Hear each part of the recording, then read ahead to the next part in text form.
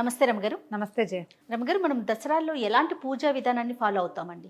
సాధారణ పూజ అంటే 2 పూట్ల దీపారాధన చేసుకోవటము, ఏదైనా చదువుకోవటము, అమ్మవారికి నైవేద్యం పెట్టుకోవటం. దీంతో పాటుగా విశేషంగా చేసేవి 9 రోజులు దీక్షగా ఉండేవాళ్ళు కొంతమంది ఉంటారు. నవరాత్రి దీక్ష తీసుకుని భార్యాభర్త కుటుంబం మొత్తం, అంటే గృహస్థు భార్యతో కలిసి చేసేది. ఇప్పుడు మనకి ఎక్కువగా గృహస్థుల వ్యవహారం కాకుండా స్త్రీల వ్యవహారంగా కనపడుతోంది కదా మా పూజ. అవునండి, మారిపోయింది కదా. అంతే కదా, మగవాళ్ళు ఈ పూజలకి వాటికి దిగలేదనుకో, ఆడవాళ్ళకి దసరా చేసుకోవాలనిపిస్తుంది. స్త్రీలు ప్రత్యేకంగా చేసుకోగలిగేవి 2 ముఖ్యమైన విధానాలు చెప్తారు. ఒకటి కుమారి పూజ, రెండోది సువాసిని పూజ. ఈ 2 మన దారిని మనం చేసుకోవచ్చు. మొదటి రోజు నుంచి రోజుకొక బాలని లేదా ఒక సువాసిని అర్చన చేసుకోవచ్చు. ప్రతిరోజు అంటే మొదటి 1, 2, 3, 4, 9 దాకా ఉన్నాయి కదా. 2 సంవత్సరాలు నిండిన పిల్ల దగ్గర నుంచి 2 years నుంచి 9 ఏళ్ల వరకు ఇలా ఒక్కొక్క బాలాస్వరూపానికి ఒక్కొక్క పేరు కూడా ఉంది. ఇది ఇట్లా కుమారి పూజ. ఈ మన బెంగాల్ వైపు కన్యా పూజనం చేస్తారు. అక్కడ కన్యకలే వాళ్ళకి అమ్మవారి స్వరూపం. మనకి సువాసిని పూజ కూడా ఉంది. మనం ఏంటంటే సువాసిని అర్చన ప్రీత అని చెప్పుకుంటాం. సువాసినుల చేత అర్చింపబడ్డం అంటే అమ్మవారికి ఇష్టము. సువాసిని అర్చించినా కూడా ప్రీతి చెందుతుంది. 2 అర్థాలు చెప్పుకోవచ్చు దానికి. ఒక సువాసిని, ఒక ముత్తైదుని అమ్మవారిగా భావించి అమ్మవారిగానే ఆమెకి అర్చన చేసి, ఎట్లా షోడశోపచారాలు చేస్తాం అట్లా షోడశోపచారాలు చేసి నైవేద్యం పెట్టి పూజ చేసుకుని కాళ్ళ దండం పెట్టుకోవటం, ఆమెకు తాంబూలం ఇవ్వటం. అమ్మవారికి ఎట్లా చేస్తామో అదే. ఇది ఒక పద్ధతి మనం అలవాటు చేసుకోవచ్చు. దీంట్లో 9 రోజులు 9 మందికి చేయాలా అనేది ఒక ప్రశ్న ఉంటుంది. కుదిరిందా? ప్రతిరోజు ఒక బాలకి ఒక సువాసినికి చేసుకోవచ్చు. ఒక కుమారి ఒక సువాసిని, లేదా ఒకేసారి 9 మంది ఆడపిల్లల్ని 9 మంది సువాసినులని మనం ఒకే రోజు అర్చించుకోవచ్చు. వాళ్ళనో రోజు వీళ్ళనో రోజు కూడా పెట్టుకోవచ్చు. ఇవేం కుదరలేదు మనకి. ఒక్క పిల్లని, ఒక్క బాల, ఏ వయసు కుదిరితే ఆ వయసు, ఒక్క సువాసిని మొత్తం దసరాల్లో అలాగైనా చేసుకోవచ్చు. ఇదే చేస్తే మంచిది, అది చేస్తే చాలదు లాంటివి భావించకండి.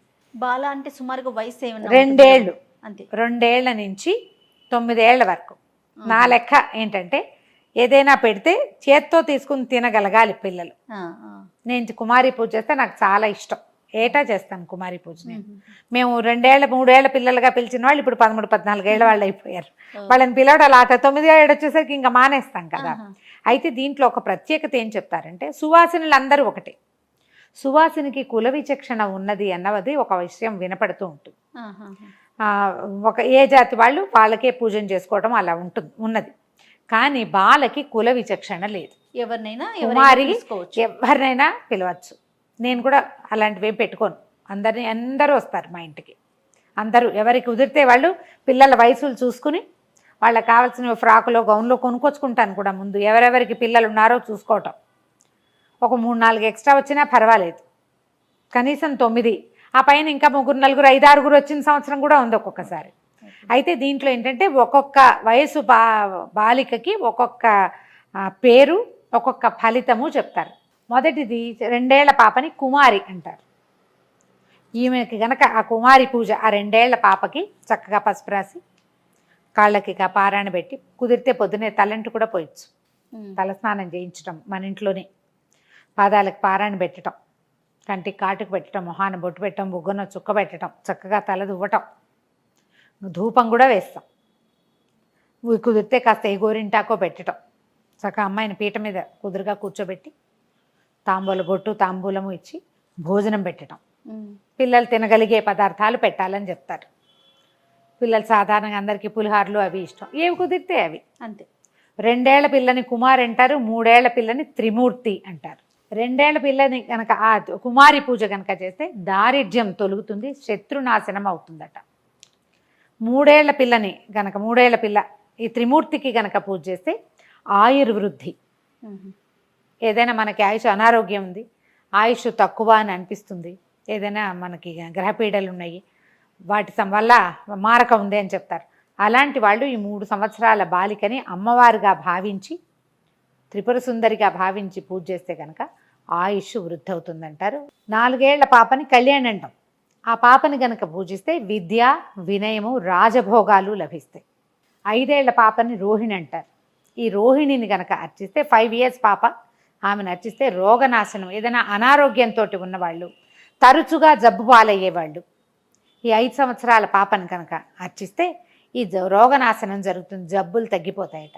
ఇలాంటిది ఉందా అంటే మనకి ఇవన్నీ కూడా దేవి భాగవతంలో చెప్పబడ్డాయి జయం.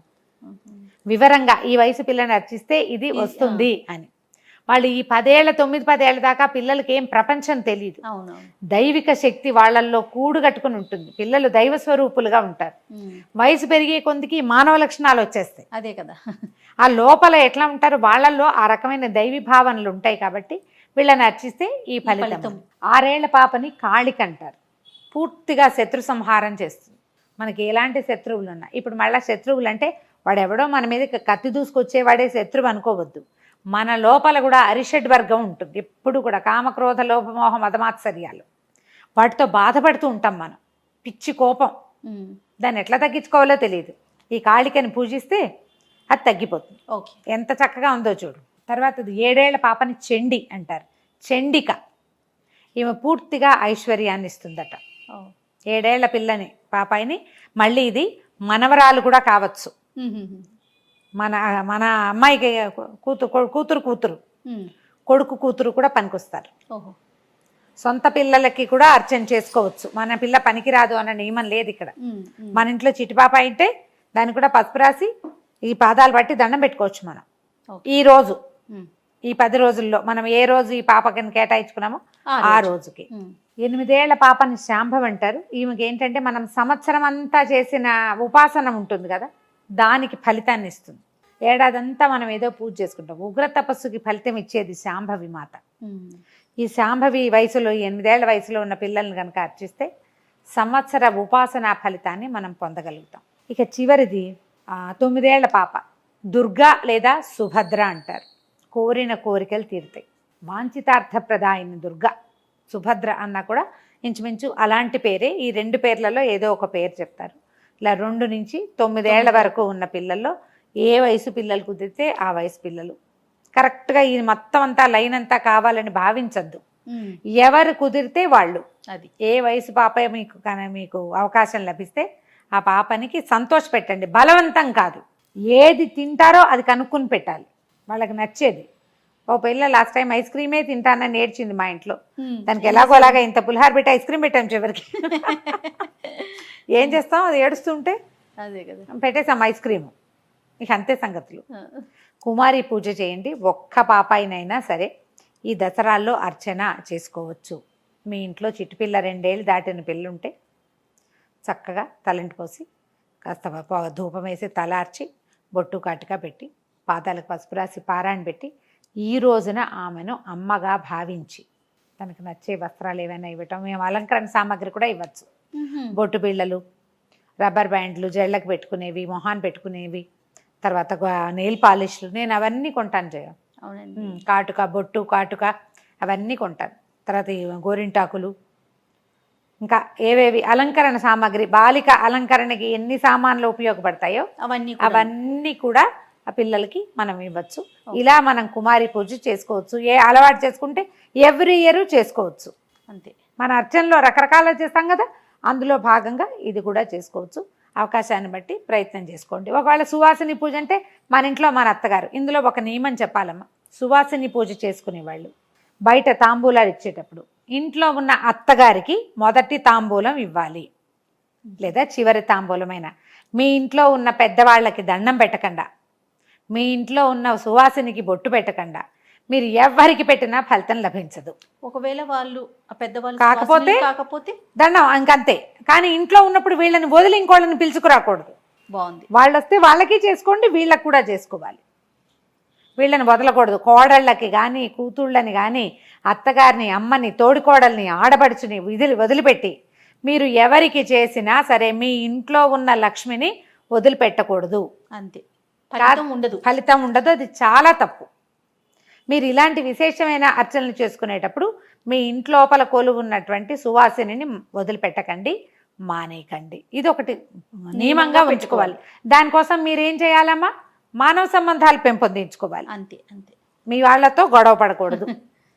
పండగ రోజుల్లో ఎవరితోటి పోట్లాడకండి. గొడవ పడకండి, వాదనకి దిగద్దు, దుర్భాషలాడద్దు. మీరు 100 సార్లు లలితా సహస్రనామం చేసినా కూడా ఒక్క దురుసు మాట, ఒక్క తప్పు మాట, ఒక్క పెద్దల నింద దాని మొత్తాన్ని పోగొట్టేస్తుంది. అలాంటివి చేయబోకండి. తప్పకుండా పండగ చక్కగా శ్రద్ధగా నేను చెప్పిన కుమారి పూజ, సువాసిని పూజ అవకాశాన్ని బట్టి చేసుకోండి.